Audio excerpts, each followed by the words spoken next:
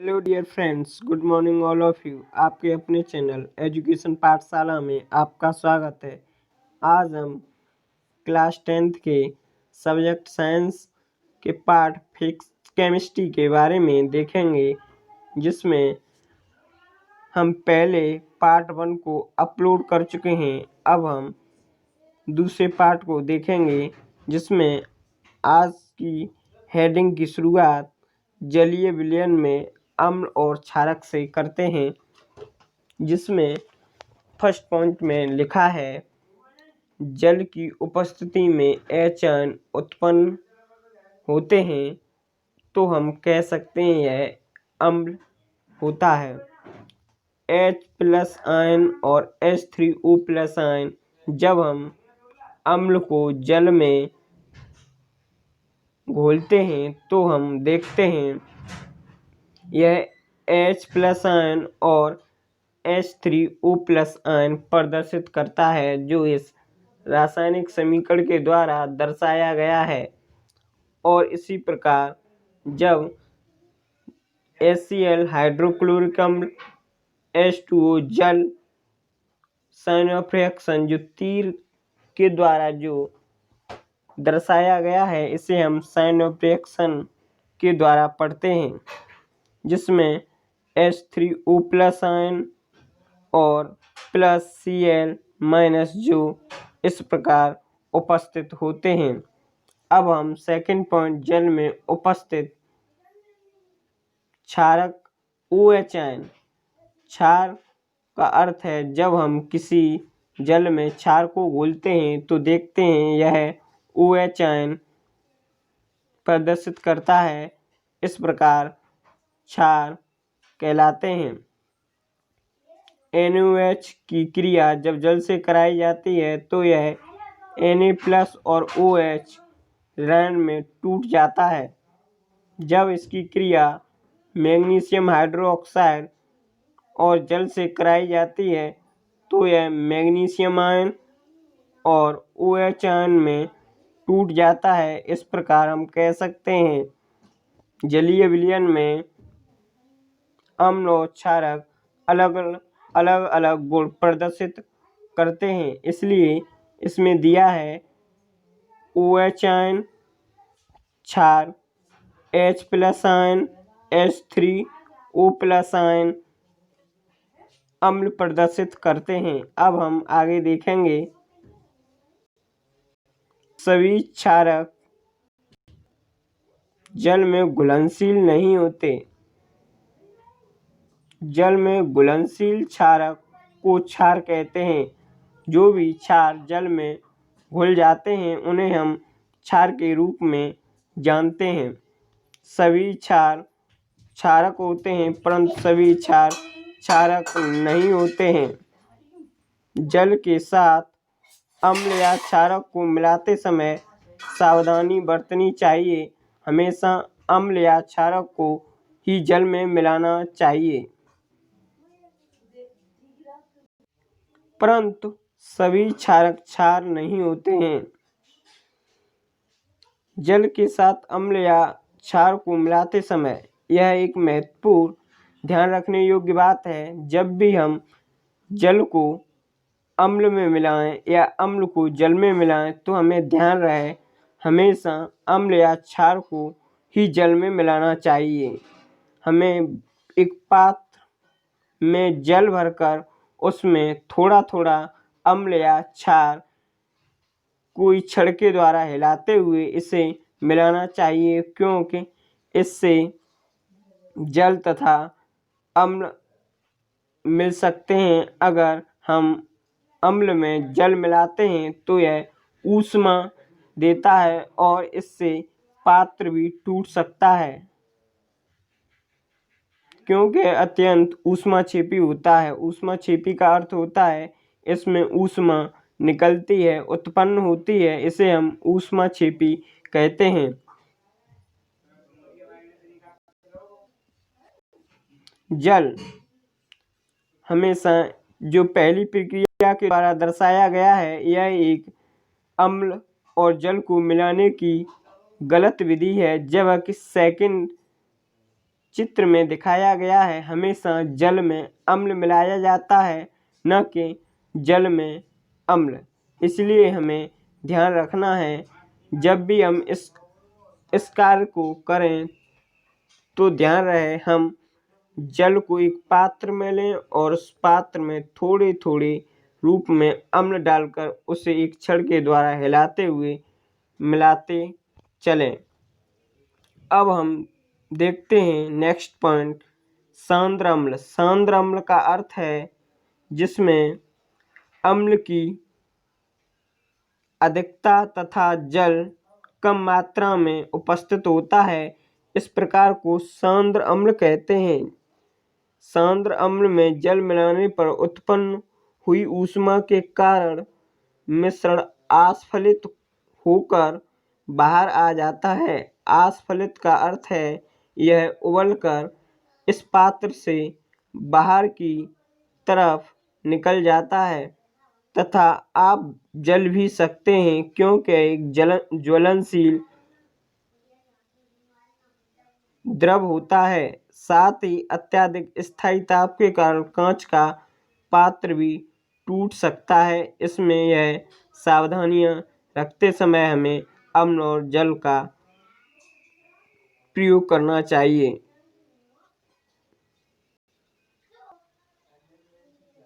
जल को अम्ल में डालने से मिश्र आस्फलित होकर बाहर आ सकता है। स्थायी ताप के कारण कांच का पात्र टूट सकता है। अब हम देखते हैं अम्ल की अभिक्रिया। ये दिए हुए पॉइंटों से करें तो किस प्रकार यह गुण प्रदर्शित करते हैं इसके बारे में दिया है। अम्ल की अभिक्रिया जब धातु से कराई जाती है तो यह लवण और हाइड्रोजन गैस बनाती है। इसी प्रकार जब अम्ल की क्रिया लवण प्लस जल और धात्विक ऑक्साइड के साथ कराई जाती है तो यह गुण प्रदर्शित करती है। जब धातु कार्बोनेट के साथ अम्ल की अभिक्रिया कराते हैं तो लवण, जल और कार्बन डाइऑक्साइड प्राप्त होता है। इसी प्रकार जब हम अम्ल की अभिक्रिया क्षारक के साथ कराते हैं तो यह अभिक्रिया लवण और जल के रूप में प्राप्त होती है। इसी प्रकार जो नेक्स्ट पॉइंट है इसमें इसी प्रकार की अभिक्रिया प्रदर्शित की गई है। अब हम क्षार के बारे में देखते हैं। क्षार की अभिक्रिया जब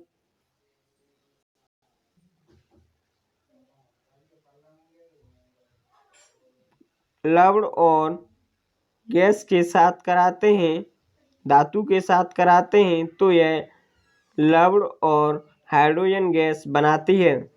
जब हम क्षार की अभिक्रिया अधात्विक ऑक्साइड के साथ कराते हैं तो यह लवण और जल के रूप में प्राप्त होती है।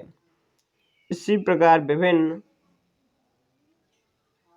पदार्थों के साथ अभिक्रिया का निरूपण किया गया है। अब हम देखते हैं अम्ल और क्षारकों में समानताएं।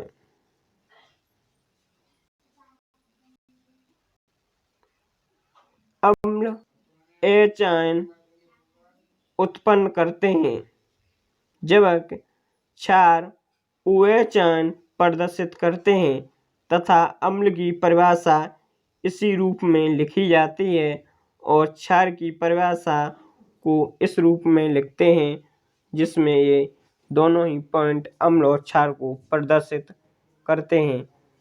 जब कोई अम्ल या क्षारक जल में मिलाया जाता है तो यह तनुकृत का अर्थ है यह पतला हो जाता है जिसमें जल अधिक और अम्ल कम होता है। इस प्रकार के बने विलयन को तनुकृत अम्ल कहते हैं। जल में मिलाने पर आयन की सांद्रता H3O+ या OH ऋणायन में प्रति इकाई आयतन में कमी हो जाती है। हमें पता है क्योंकि जब जल अम्ल में मिलाया जाता है तो इस प्रक्रिया में उसमें H धनायन, H3O+ आयन और OH ऋणायन की कमी आ जाती है। इससे यह तनुकृत विलयन या तनुकृत हो जाता है। अब हम देखते हैं क्षार तथा अम्ल की प्रबलता।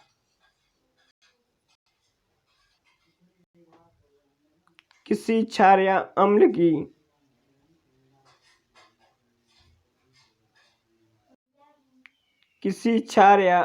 की प्रबलता उसके द्वारा उत्पन्न H आयन या OH ऋणायन आयनों की संख्या पर निर्भर करती है। प्रबलता का अर्थ है वह कितना सांद्र का अर्थ है जिसमें H धनायन अधिक होते हैं उसे हम सांद्र, और जिसमें H धनायन कम होते हैं उसे हम तनु कहते हैं। किसी अम्ल या क्षार की प्रबलता हम एक सार्वभौमिक सूचक द्वारा करते हैं जिसमें सार्वभौमिक सूचक अनेक सूचकों का मिश्रण होता है। इसके आधार पर हम यह प्राप्त करते हैं यह तनुकृत विलयन है या सांद्र, या क्षार या अम्ल में कौन प्रबल है इसके द्वारा प्राप्त किया जा सकता है सार्वभौमिक सूचक के आधार पर। यह सूचक किसी विलयन में हाइड्रोजन आयन की विभिन्न सांद्रताओं को विभिन्न रंगों में प्रदर्शित करता है।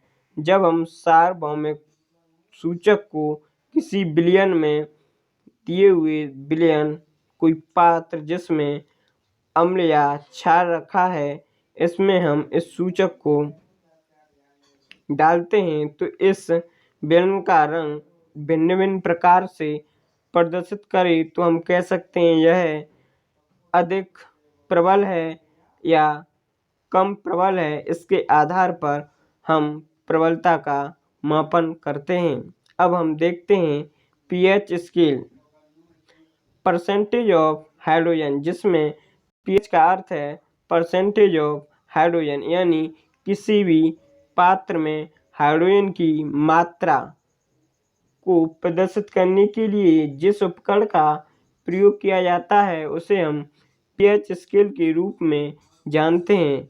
इसमें लिखा है किसी विलयन में उपस्थित H आयन की सांद्रता ज्ञात करने के लिए एक स्केल को विकसित किया गया जिसे हम पीएच स्केल कहते हैं। अर्थात इसका अर्थ है किसी विलयन में H आयनों का पता करना, और यह पैमाना पीएच स्केल के रूप में जाना जाता है। पीएच में पी है पुषांश, जो एक जर्मन शब्द है जिसका अर्थ होता है शक्ति। अगर पीएच किसी विलयन में जब हम इस पैमाने का प्रयोग करते हैं तो उस पर जब इस पैमाने पर 14 अंक होते हैं 1 से लेकर 14, अगर कोई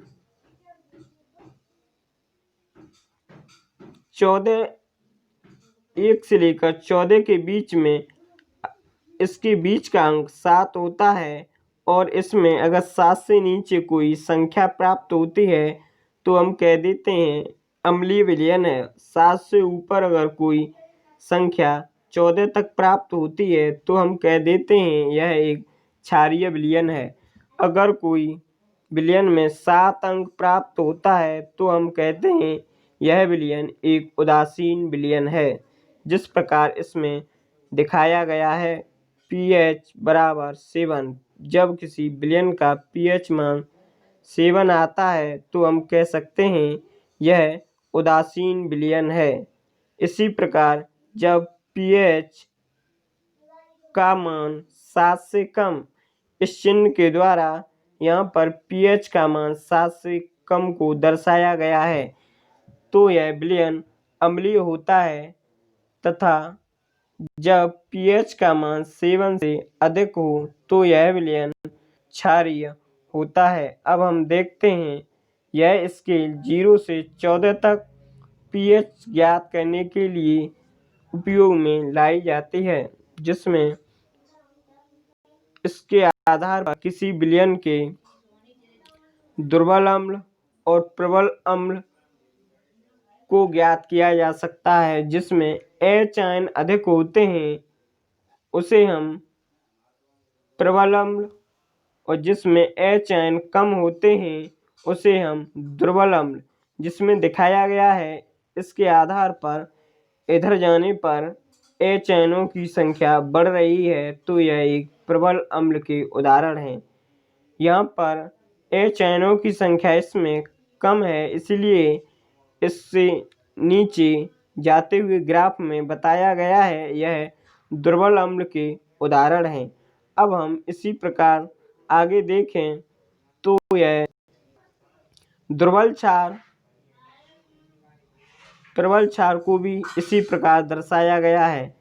अगर इस ग्राफ में देखें यह एक बढ़ते हुए क्रम में चित्र दर्शाया गया है जिसमें OH आयन अधिक होते हैं तो हम कह सकते हैं प्रबल क्षार है।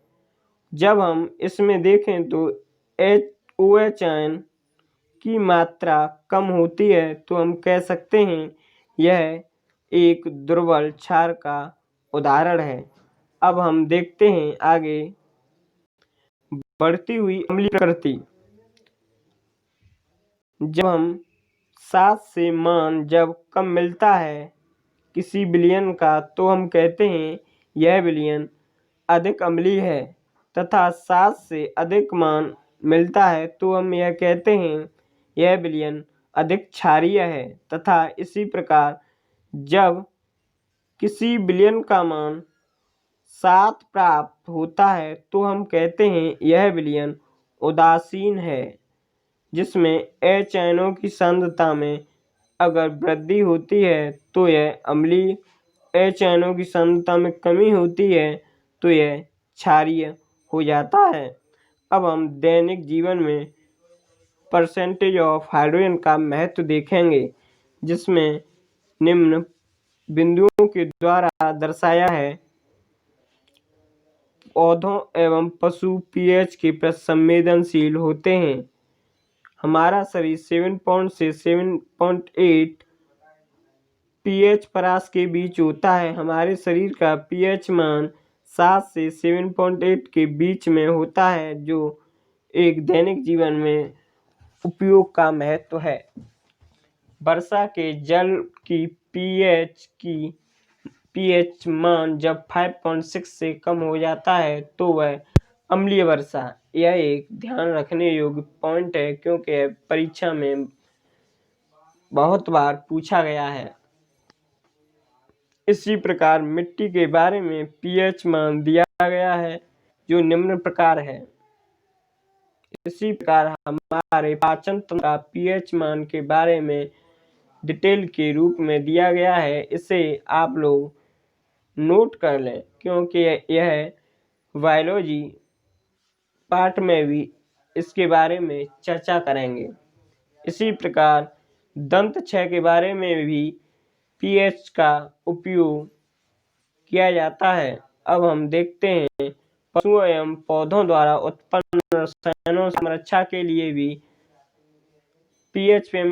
pH का महत्वपूर्ण योगदान है। अब हम देखते हैं लवणों का pH मान।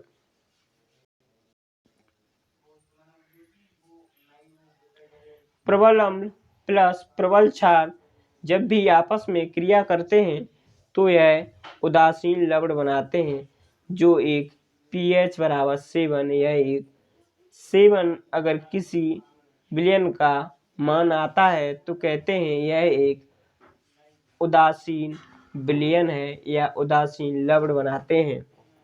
प्रबल अम्ल और दुर्बल क्षार, तो इस प्रकार की अभिक्रिया में हमेशा प्रबल का अर्थ होता है मजबूत, दुर्बल का अर्थ होता है कमजोर। जब प्रबल अम्ल और दुर्बल क्षार की अभिक्रिया कराते हैं तो अम्लीय लवण जो pH पैमाने पर 7 से कम, तो इस प्रकार का विलयन अम्लीय होता है। जब हम प्रबल क्षार और दुर्बल अम्ल का आपस में संयोग या क्रिया कराते हैं तो यह क्षारीय लवण जो पीएच पैमाने पर 7 से अधिक दिखाई देता है, इसलिए इसका पीएच वैल्यू 7 से अधिक होने के कारण यह एक क्षारीय लवण के रूप में प्रदर्शित करता है।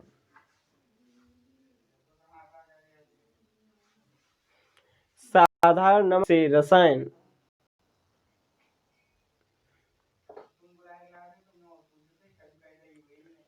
सोडियम हाइड्रोक्साइड, ब्रेंजक चूर्ण, बेकिंग सोडा, धोने का सोडा, प्लास्टर ऑफ पेरिस, जो आपकी ईपी बोर्ड क्लास के जो 5 बिंदु हैं, इनमें से एक प्रश्न संभव है आपकी परीक्षा में पूछा जाए, इसलिए हम इसको डिटेल से देखते हैं। Sodium hydroxide. Sodium hydroxide sodium chloride के जलीय विलयन से विद्युत प्रवाहित करने पर यह वियोजित का अर्थ है टूट जाता है। सोडियम हाइड्रोक्साइड उत्पन्न करता है। इस प्रक्रिया को क्लोर क्षार प्रक्रिया कहते हैं। इसका क्लोर क्षार का अर्थ है जब हम विद्युत प्रवाहित करते हैं तो यह सोडियम हाइड्रोक्साइड में टूटने की प्रक्रिया क्लोर क्षार कहलाती है, जो रासायनिक समीकरण के द्वारा दिखाई गई है, जिसमें 2NaCl plus 2H2O sign of reaction 2NaOH plus Cl2 plus H2, जिसमें sodium hydroxide, chlorine gas, hydrogen gas निकलती है। एनोड पर Cl2 गैस, कैथोड पर हाइड्रोजन गैस, कैथोड के पास NaOH विलयन बनता है। अब हम आगे देखेंगे इसका उपयोग कहाँ कहाँ किया जाता है। H2 ईंधन मार्गरीन के रूप में किया जाता है। Cl2 का प्रयोग जल की स्वच्छता, PVC पॉलीविनाइल क्लोराइड के रूप में जिससे वस्त्र बनते हैं। CFC जो एक गैस होती है जो रेफ्रिजरेटर अथवा फ्रिज में प्रयोग की जाती है। HCl इस्पात की सफाई, जैसे कोई लोहा जिस पर हम जंग देखते हैं उसकी सफाई के लिए HCl अम्ल का प्रयोग किया जाता है। तथा औषधियाँ जो हम दवा का प्रयोग करते हैं उसे हम औषधि, इसका प्रयोग HCl के लिए किया जाता है। NaOH धातुओं से ग्रीस हटाने के लिए, साबुन कागज बनाने के लिए किया जाता है। और Cl2 प्लस NaOH की जब क्रिया कराई जाती है तो यह व्यंजक चूर्ण बनता है। व्यंजक चूर्ण को जब हम किसी और से क्रिया कराते हैं तो घरेलू व्यंजन और वस्त्र व्यंजन के रूप में प्राप्त होता है। अब हम देखेंगे सेकंड टॉपिक व्यंजक चूर्ण जो दिया है।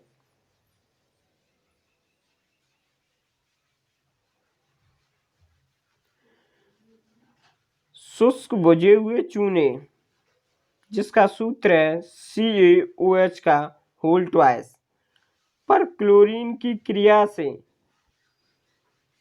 व्यंजक चूर्ण प्राप्त होता है। यानी जब हम शुष्क चूने पर क्लोरीन गैस प्रवाहित करते हैं तो इसमें कैल्शियम हाइपोक्लोराइड, जिसे हम व्यंजक चूर्ण के रूप में जानते हैं, यह हमें प्राप्त होता है, जिसमें रासायनिक समीकरण के द्वारा दर्शाया गया है। Calcium hydroxide plus Cl2 gas की अभिक्रिया जब कराई जाती है तो कैल्शियम हाइपोक्लोराइड, जिसे हम व्यंजक चूर्ण कहते हैं, और जल बनता है। इसका प्रयोग निम्न प्रयोग में लाया जाता है। वस्त्र उद्योग में सूती और लिनेन के व्यंजन में, कागज की फैक्ट्री में लकड़ी के मज्जा के व्यंजन में, रासायनिक उद्योगों में एक उपचायक के रूप में, पीने वाले पानी को जीवाणुओं से मुक्त करने के लिए रोगाणुनाशक यानी को मारने के रूप में किया जाता है। अब हम देखते हैं अगले point, third point, baking soda.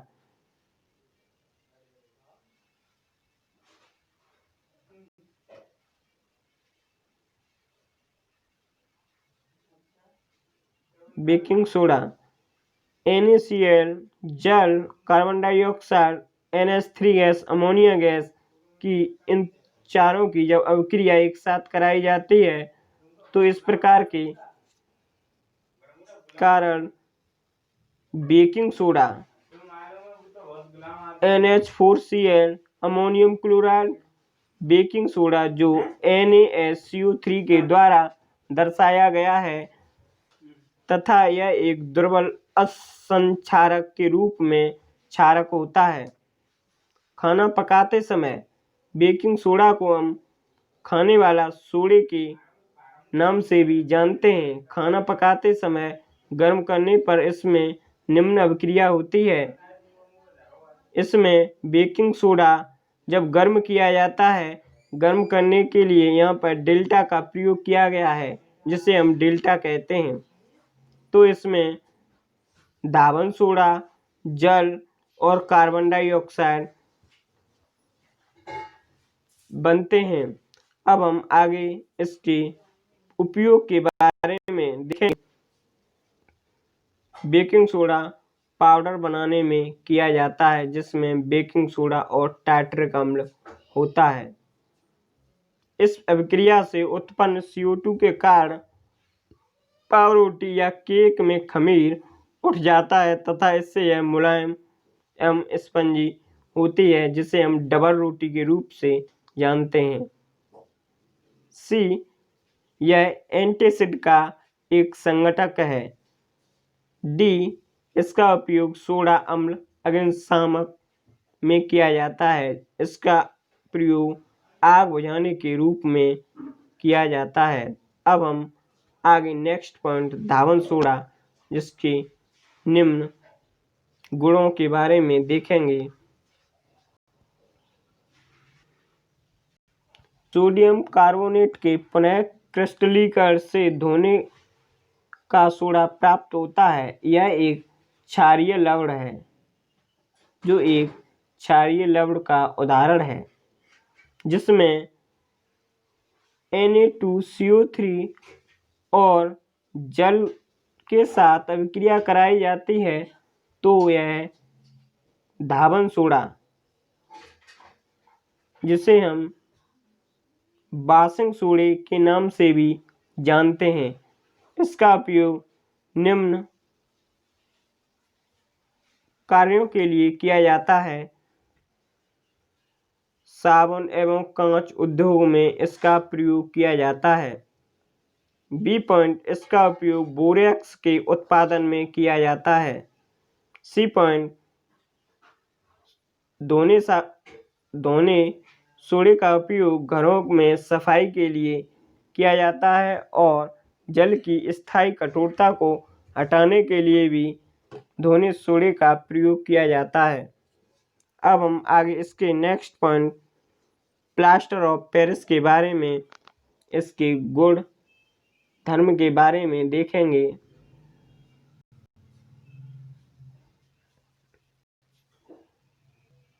Plaster of Paris, जिसका सूत्र CaSO4.1/2 के रूप में होता है।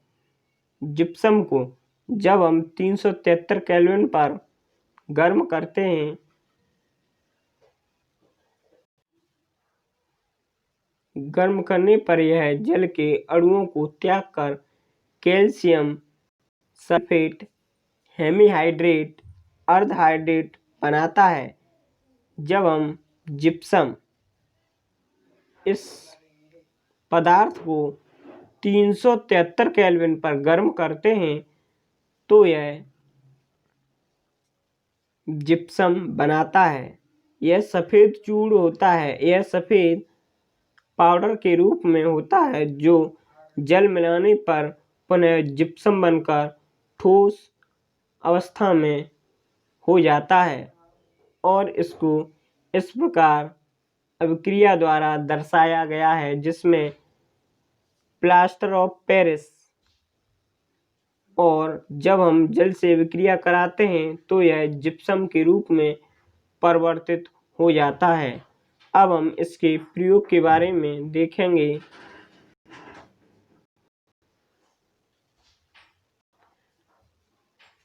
प्लास्टर ऑफ पेरिस का उपयोग डॉक्टर टूटी हड्डियों को सही जगह पर स्थिर रखने के लिए करते हैं। सेकंड पॉइंट, इसका उपयोग खिलौने बनाने, सजावट का सामान बनाने के लिए किया जाता है। थर्ड पॉइंट, इसका उपयोग सतह को चिकना बनाने के लिए किया जाता है। अब हम नेक्स्ट पॉइंट के बारे में देखें। क्रिस्टलन का जल। लवण के एक सूत्र में जल के निश्चित अणुओं की संख्या को क्रिस्टलन का जल कहते हैं, जो निम्न उदाहरणों के द्वारा दर्शाया गया है। कॉपर सल्फेट .5H2O, जिसमें जल के 5 अणु हैं। इसी प्रकार सोडियम कार्बोनेट इंटू 10H2O में क्रिस्टलन के 10 अणु हैं। इसी प्रकार कैल्शियम सल्फेट इंटू 2H2O में क्रिस्टलन के 2 अणु हैं। इस उदाहरण के माध्यम से स्पष्ट है, किसी भी सूत्र में जो जल के अणु होते हैं वह उसमें उस अभिक्रिया में क्रिया कराने के लिए भागीदार होते हैं। अब हमारा आज का चैप्टर यहीं फिनिश होता है। अब इसके आगे चैप्टर के वीडियो को देखने के लिए हमारे चैनल को विजिट करें। Thank you.